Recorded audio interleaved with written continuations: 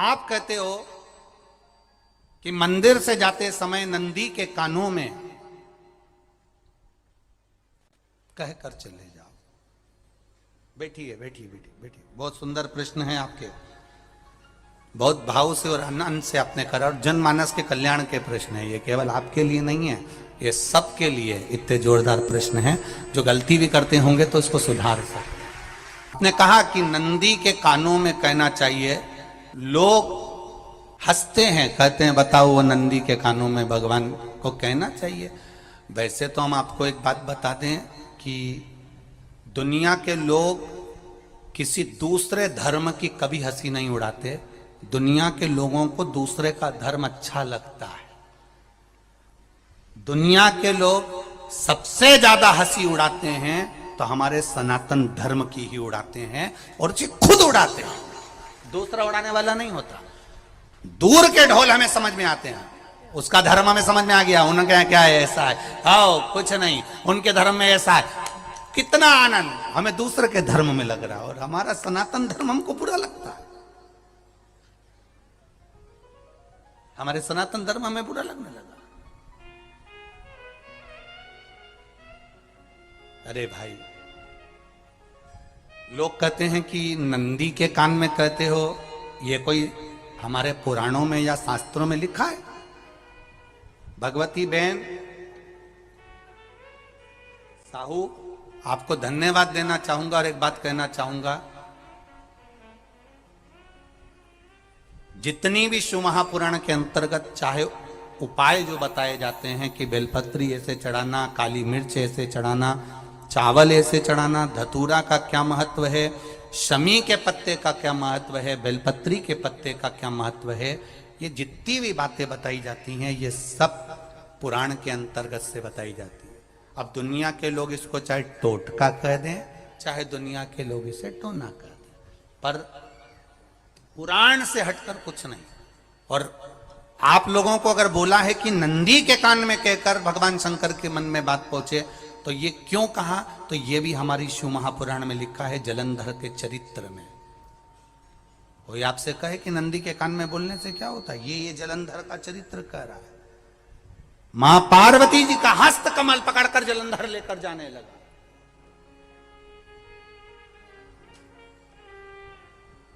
वृंदा का पति लेकर जा रहा।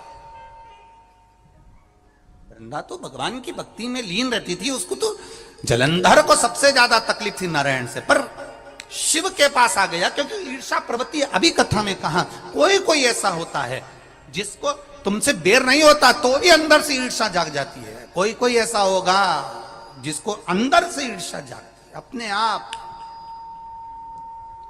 अपने आप अंदर से ईर्षा जागती है, उसका कोई बेर नहीं, पर ईर्षा जाग रही, भीतर से ईर्षा जाग। ना आप उससे मिले हो, ना कभी वो आप उसके सामने बैठे हो।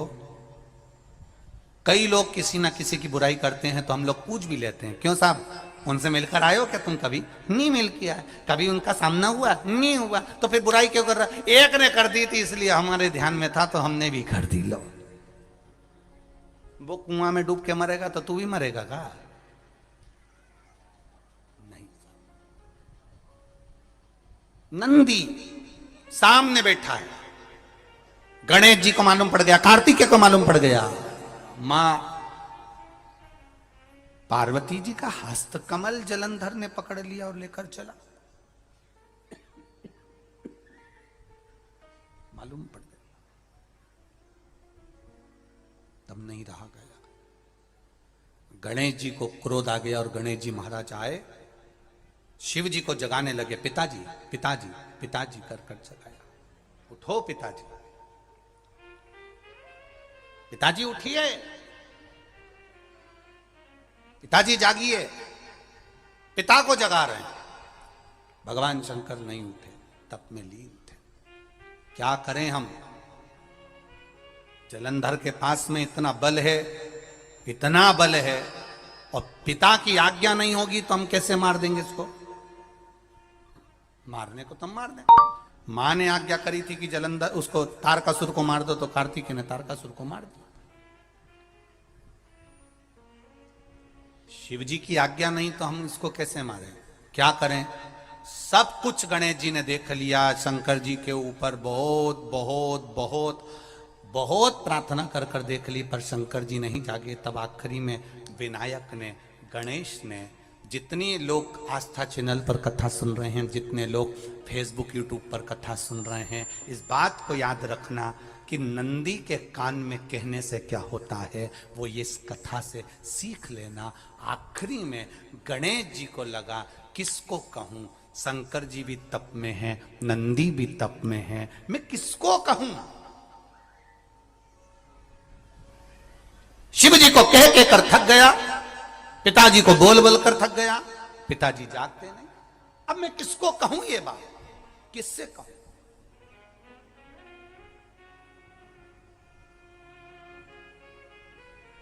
विनायक गए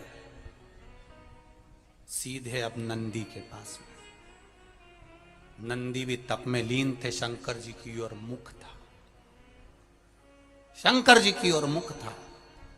गए और जाकर तुरंत विनायक ने नंदी के कानों में जाकर कहा, नंदीश्वर,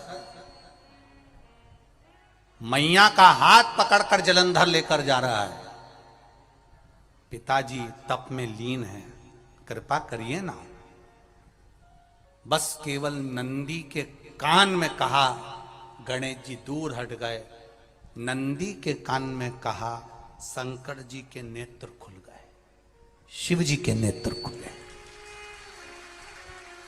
ध्यान देना जरा, इस शिव महापुराण की, आशुतोष शिव महापुराण की कथा, जो कथा यहां कही जा रही है, यह कथा पहले के चरित्रों में सुनने को नहीं मिली होगी। जरा ध्यान देना इस संवाद पर, जितने लोग आस्था चैनल पर, जितने फेसबुक यूट्यूब पर सुन रहे हैं।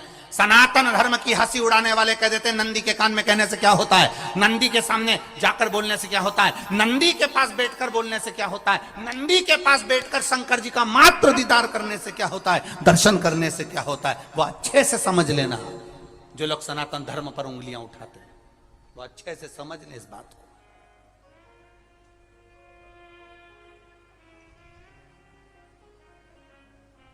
क्या होता है? नंदी तप में लीन, शिवजी तप में लीन, शिव नहीं उठ रहे। विनायक ने नंदी के कानों में जाकर कह दिया, नंदी के कान में जाकर कहा, नंदी के नेत्र नहीं खुले। नेत्र किसके खुले?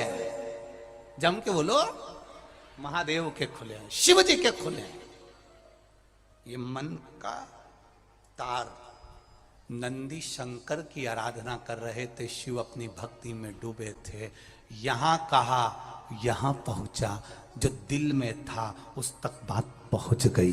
नंदी के दिल में शिव थे, तुम कहे, नंदी ने शंकर तक बात पहुंचा दी। वो सूत्र जो बंधा था दिल से दिल तक का, वो पहुंच गया। वो सूत्र जो दिल से दिल तक बंधा हुआ था, मन से बंधा हुआ था, खबर वहां तक पहुंच गई, खबर पहुंच गई। लुटाइए, ये मौका मिला है आनंद का, दिल से प्रेम लुटाओ। नंदी से कहा, नंदी ने देवादिदेव महादेव से नहीं कहा। केवल नंदी आंख बंद कर कर बैठे थे, कहते सही भगवान गणेश के शब्द शिव जी तक पहुंच गए। शिव जी के नेत्र खुल गए और उन्होंने जलंधर के पास पहुंचकर पार्वती जी का हस्त कमल छुड़वाया।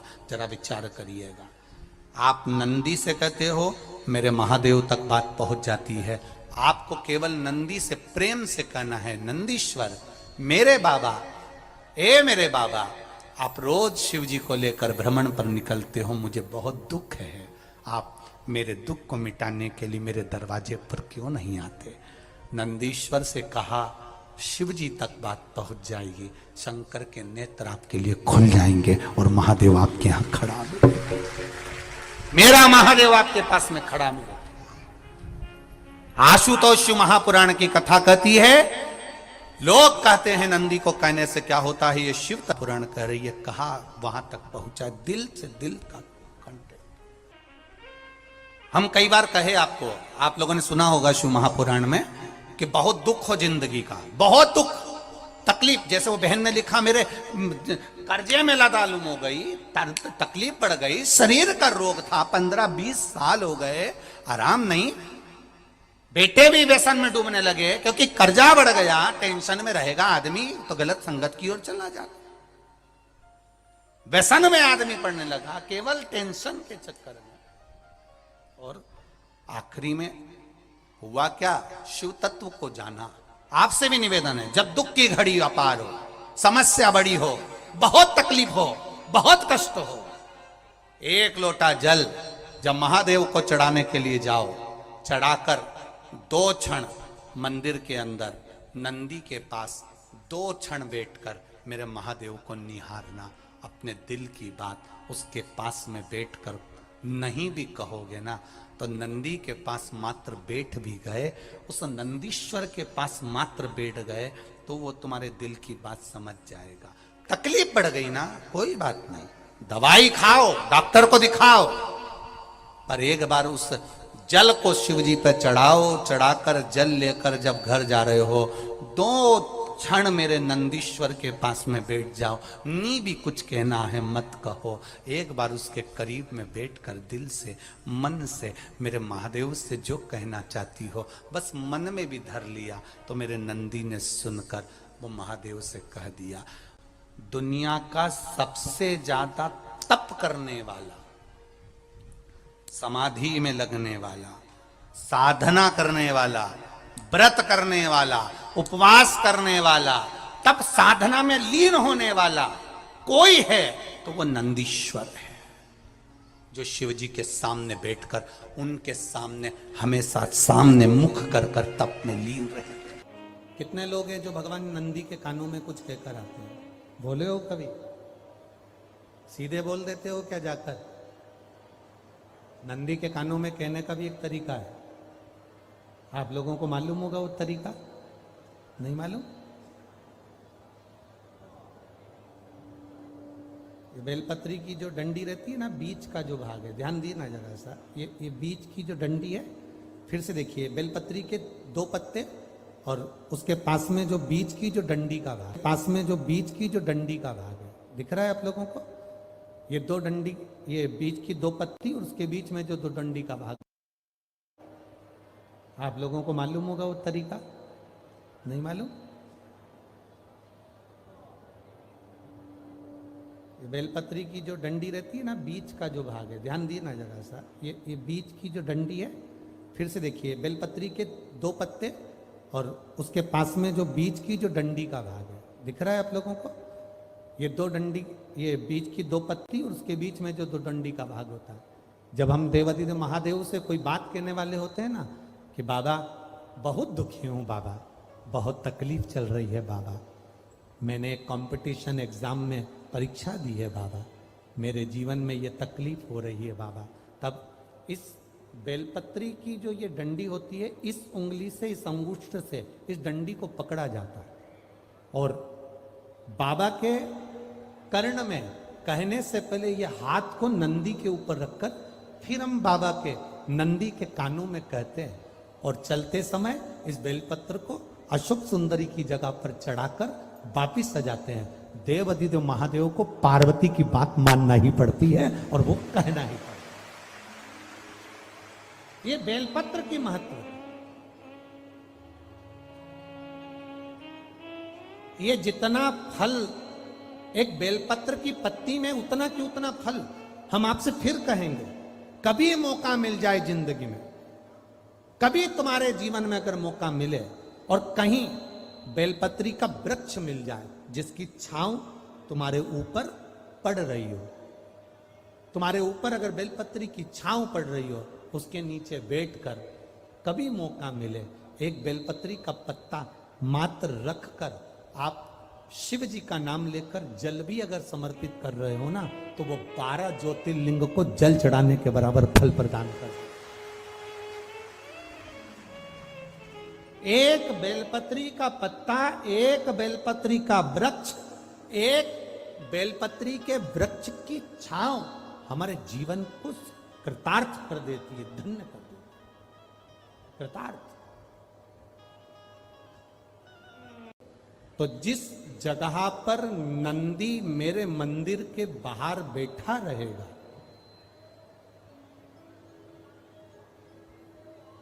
नंदी जिस जगह पर मेरे मंदिर के बाहर बैठा रहेगा, सुयशा उसके कर्णों में कर्णों के करीब में तू स्वयं विराजमान रहे। सुयशा, जब कोई नारी, जब कोई पुरुष, जब कोई बच्चा, जब कोई बुजुर्ग, जब कोई भी संसार सागर में रहने वाला मानव मेरे मंदिर में आएगा और नंदी के कान में कुछ कहकर जाएगा, तब तू उसको सुनकर मां पार्वती से कहेगी। और पार्वती जब मेरे साथ प्रतिदिन प्रदोष काल में, प्रदोष के समय, शाम के समय भ्रमण पर जब पार्वती मेरे साथ जाएगी, तो पार्वती मैया जिसके सामने नंदी को रोक देगी, मैं उसके ऊपर कृपा करते हुआ चले जाऊंगा। ये हमारा भाव शिव महापुराण की कथा है। तो शंकर जी के मंदिर जाते हैं तो आप जब वापिस लौट कर आते हैं तो नंदी के कान में, जब हम नंदी से कुछ कहते हैं, आप लोग जब वापिस लौट कर आते होंगे तो नंदी से कहकर आते होंगे ना कुछ ना। तो जब हम नंदी से कुछ कहकर आते हैं, आपने देखा होगा कई लोग नंदी के कान में कुछ कहते हैं, फिर नंदी का जो सींग होता है उस सींग के बीच में से शिवलिंग का दर्शन करते हैं। तो नंदी को जब कोई बात कही जाती है, नंदी से जब कुछ कहा जाता है कि हमारी बात शिवजी तक पहुंचाना, तो उसमें सबसे पहला अगर नाद करा जाता है नंदी के कानों में, तो ओम का नाद करा जाता है। आप सीधे जाकर अगर कहेंगे नंदी को कि हमारी ये बात है, आप बात तक पहुंचा देना, तो नंदी उस बात को कहे चाहे नहीं कहे, पर जब आप नंदी के कान में ओम कहने के बाद में अपने हृदय की बात कहते हैं, तो जैसे एक पत्र आपने भेजा और पत्र को तुमने लिफाफे के अंदर रख दिया, रखने के बाद में तुमने एड्रेस भी लिख दिया, समझ लेना बहुत अच्छे से। एड्रेस लिखने के बाद में तुमने अपना मोबाइल नंबर भी लिख दिया, सब कुछ कंप्लीट कर दिया। अब इस लिफाफे को तुमको भोपाल भेजना है सागर से, और तुमने ले जाकर इस लिफाफे को डाकघर के डब्बे में डाल दिया। लिफाफा जाएगा, जम के बोलिए, एड्रेस पूरा लिखा है, पीछे तुम्हारा नाम भी लिखा है, मोबाइल नंबर भी लिखा है, सब कुछ लिख दिया, पर लिफाफा जाएगा नहीं। क्यों नहीं जाएगा? क्योंकि उस पर टिकट चिपका नहीं है। 15 पैसे का, 10 पैसे का, 25 पैसे का, या 1 रुपए का, या 2 रुपए का, उस पे अगर कोई टिकट चिपका होता, फिर आप उसको डालते तो जाता कि नहीं जाता? चले जाता। ये